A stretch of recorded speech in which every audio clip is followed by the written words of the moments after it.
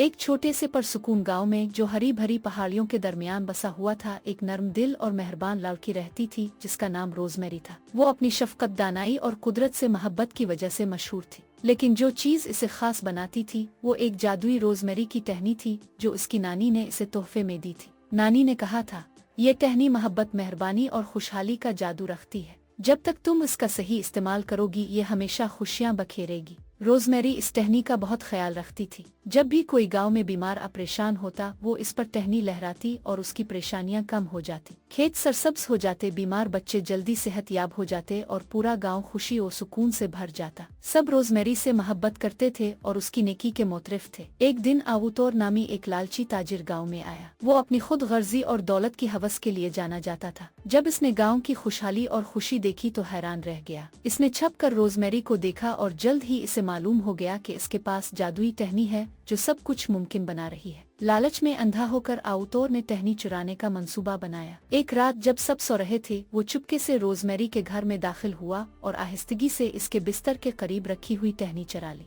जाते वक्त वो सरगोशी में बोला, अब ये जादू मेरा होगा, और अंधेरे में गायब हो गया। अगली सुबह गांव का माहौल बिल्कुल बदल चुका था। हवा बोझल थी, सूरज की रोशनी मध्यम थी और लोग अजीब बेचैनी महसूस कर रहे थे। खेतों के पौधे मुरझाने लगे और गांव की खुशी खत्म हो गई। जब रोजमेरी ने महसूस किया कि इसकी जादुई टहनी गायब है तो वो अफसुर्दा हो गई, लेकिन इसने अज़्म किया कि वो इसे वापस लाकर रहेगी। रोजमेरी ने अपनी टहनी की तलाश में सफर शुरू किया। रास्ते में इसे एक बूढ़ा शख्स मिला जो सड़क के किनारे बैठा था। वो कमजोर और भूखा लग रहा था। अगरचे रोजमेरी के पास बहुत थोड़ा खाना था, लेकिन इसने अपना आखिरी नवाला बूढ़े को दे दिया। बूढ़े ने मुस्कुरा कर कहा, बेटी तुम्हारा दिल बहुत अच्छा है, मैं तुम्हारी मदद करूंगा। मैंने एक शख्स को जादुई टहनी के साथ शहर की तरफ जाते देखा है, लेकिन होशियार रहना, लालच इंसान के दिल को पत्थर बना देता है। रोजमेरी ने शुक्रिया अदा किया और सफर जारी रखा। जब वो शहर पहुंची तो इसने आउतोर को बाजार के बीचों बीच खड़े देखा जो अपनी चरा हुई जादुई टहनी का मुजाहरा कर रहा था। वो फखरिया कह रहा था,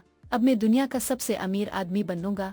लेकिन कुछ अजीब था। टहनी जो रोजमेरी के हाथ में चमकती थी आउतोर के हाथ में बेजान लग रही थी। कोई खेत सरसब्ज न हुआ, न ही कोई जादू महसूस हुआ। रोजमेरी ने हिम्मत से आगे बढ़कर कहा, आउतोर, ये टहनी लालची हाथों में अपना असर खो देती है। ये मोहब्बत और खुशहाली के लिए है, खुद गर्जी के लिए नहीं। आउतोर ने कहा लगाया, तुम महज एक लड़की हो, तुम क्या कर सकती हो।